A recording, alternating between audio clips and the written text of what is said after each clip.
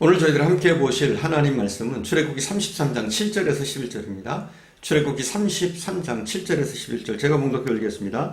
모세가 항상 장막을 취하여 진 밖에 쳐서 진과 멀리 떠나게 하고 회막이라 이름하니 여호와를 앙무하는 자는 다 진 밖 회막으로 나아가며 모세가 회막으로 나아갈 때에는 백성이 다 일어나 자기 장막문에 서서 모세가 회막에 들어가기까지 바라보며 모세가 회막에 들어갈 때에 구름 기둥이 내려 회막문에 서며 여호와께서 모세와 말씀하시니 모든 백성이 회막문에 구름 기둥이 서 있는 것을 보고 다 일어나 각기 장막문에 서서 예배하며 사람이 자기의 친구와 이야기함 같이 여호와께서는 모세와 대면하여 말씀하시며 모세는 진으로 돌아오나 눈의 아들 젊은 수종자 여호수아는 회막을 떠나지 아니하니라.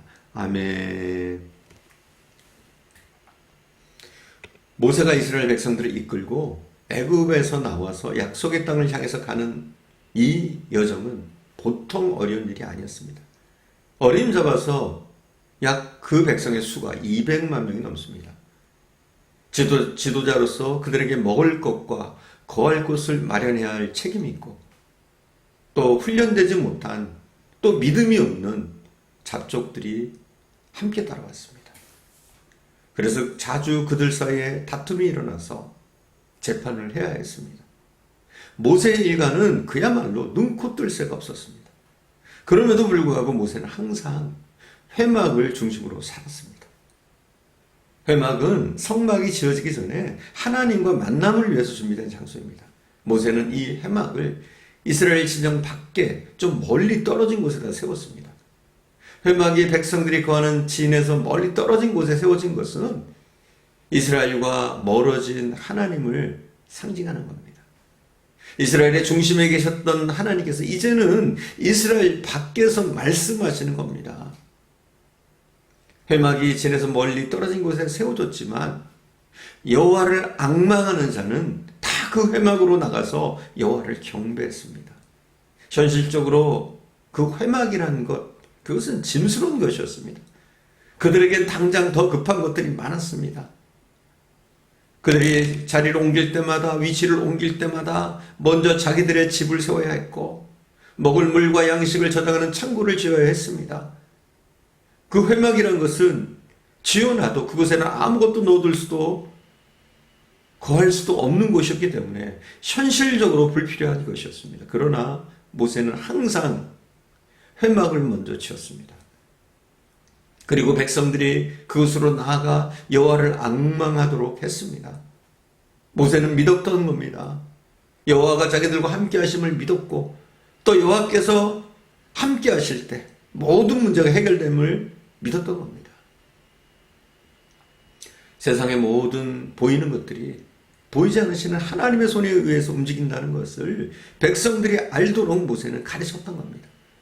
여호와를 앙망하는 것보다 더 중요하거나 더 시급한 것은 아무것도 없음을 그들에게 가르쳤던 겁니다. 여러분들도 할 수만 있다면 회막으로 다 나오십시오. 회막을 통해서 여호와 하나님을 만날 수 있기를 바랍니다. 회막에서 우리의 문제들을 해결합시다. 우리나라의 문제들, 우리 자신과 가정의 문제들을 두고서 기도합시다. 우리가 삶의 우선순위를 하나님과 만나는 그곳에 둘 때 우리의 삶은 더욱더 풍요롭고 아름답게 될 것입니다. 가정에서, 직장에서, 교회에서 우리가 하나님께 기도하면, 하나님과 교제하게 힘쓰면 하나님의 놀라운 은혜와 축복이 떠나지 않을 줄 믿습니다. 모세가 회막문에 들어갈 때 하늘에서 구름 기둥이 내려와 회막 위에 서 있었습니다. 이 구름 기둥은 여호와의 임재를 상징하는 표식이었습니다. 하나님은 자기를 찾는 자들에게 나타나시는 분이십니다. 나타날 뿐만 아니라 상 주시는 분입니다. 두드리는 자에게 열어주시고 구하는 자에게 응답하시고 찾는 자에게 찾게 하시는 분이십니다. 우리의 믿음의 선배들이 이것을 증거하고 있습니다. 성경은 하나님을 찾던 분들이 그분을 만났던 일을 기록해둔 책이라고 할 수 있습니다. 어떤 분은 광야에서 만났고, 혹은 바다에서 만났고, 혹은 산에서, 혹은 성전에서, 혹은 불 가운데서 하나님을 만났습니다. 예레미야 선지자를 통해서 주신 하나님의 약속의 말씀이 있습니다. 예레미야서 29장 12절 13절인데요. 제가 봉독합니다. 너희는 내게 부르짖으며 와서 내게 기도하면 내가 너희를 들을 것이요 너희가 진심으로 나를 찾고 찾으면 나를 만나리라. 그렇습니다. 우리가 전심으로 하나님을 찾고 찾으면 그 하나님을 만나게 되는 겁니다. 심지어 므낫세 왕은 적군에게 붙잡혀간 포로 생활 속에서 그가 회개했을 때, 하나님을 찾았을 때 그곳에서조차 하나님은 나타나셔서 그를 만나주시고 결국은 그를 고국으로 다시 돌아올 수 있도록 하셨습니다. 그 자세한 내용이 역대하 33장에 나옵니다. 제가 일부분을 봉독하겠습니다.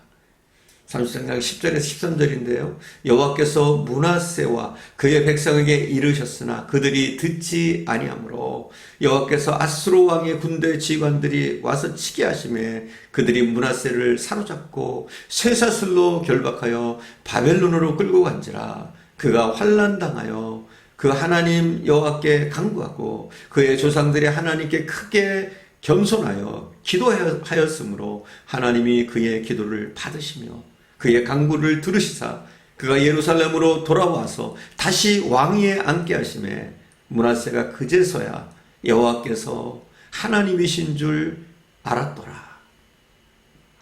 사랑하는 여러분, 우리가 회막에 나가면 하나님은 구름 기둥으로 우리 가운데 나타나실 겁니다. 우리 모두가 이 하나님의 임재하심을 믿음으로 체험할 수 있기를 축원드립니다. 회막에서 모세와 여호와의 만남의 모습은 놀라움 그 자체였습니다. 그 당시에 아무도 하나님을 볼 수 없고 가까이 할 수 없는 그 하나님의 어미하심이 있었는데, 그러나 그 무시무시해 보이는 그 하나님이 오늘 본문을 통해서 모세에게는 뜻밖의 모습을 보여주십니다. 11절 봉독합니다. 사람이 자기의 친구와 이야기함 같이 여호와께서 모세와 대면하여 말씀하시며 모세는 진으로 돌아오나 눈의 아들 젊은 수종자 여호수아는 회막을 떠나지 아니하니라. 모세에게 친구처럼 이야기하셨다 기록하고 있습니다. 우리가 하나님을 친구처럼 여기며 그분을 대면할 수 있다면, 그분과 얘기할 수 있다면 그곳은 곧 천국일 겁니다. 얼마나 행복할까요? 목마른 사슴이 시냇물을 찾아 우리가 여호와를 앙망하여 찾는다면 하나님은 우리에게도 모세에게처럼 나타나실 겁니다. 모세처럼 하나님이 친근하게 우리에게 다가오실 겁니다. 그러므로 우리가 신실한 마음으로 하나님을 찾아 기도하는 자리에 나온다면 그 시간과 그 장소는 하나님과 대면하는 자리요 곧 천국이 될 겁니다. 11절 하반절에 보니까 여호수아의 이름이 갑자기 언급됩니다. 난데없는 여호수아의 이름이 등장하는 것은 이스라엘의 미래를 향한 하나님의 계획하심과 그때 쓰실 일꾼을 미리 예비하시고 훈련하고 계시는 하나님의 손길을 보게 됩니다.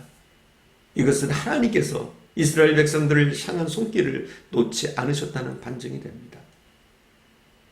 모두 떠난 그 자리, 모세조차도 떠난 그 회막의 자리, 그 자리를 여호수아는 떠나지 않고 지켜냅니다. 하나님은 그런 여호수아를 통해서 모세의 대를 잇게 하십니다. 우리가 이 세상의 유혹과 핍박에 흔들리지 않고 회막을, 기도의 자리를 묵묵히 지킬 때 이 시대의 여호수아로 우리를 사용해 주실 줄 믿습니다. 기도하겠습니다. 사랑하는 주님, 우리도 하나님을 만나기 위해서 애쓰는 자들이 되어지게 하옵소서.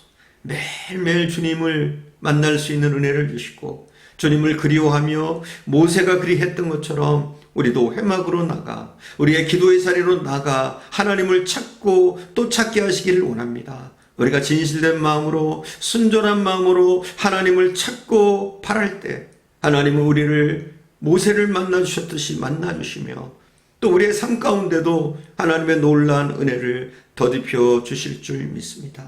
하나님, 회막의 자리를 떠나지 않게 하옵소서. 심지어 모세가 떠난 그 자리를 여호수아가 지켰던 것처럼 우리도 제3, 제4의 여호수아가 돼서 기도의 자리, 하나님과 교제의 자리를, 그 교제의 끈을 놓지 않도록 하나님 은혜를 베풀어 주옵소서. 오늘도 함께 하시는 주님께 감사드리며 우리 구주 예수님의 이름으로 기도드립니다. 아멘.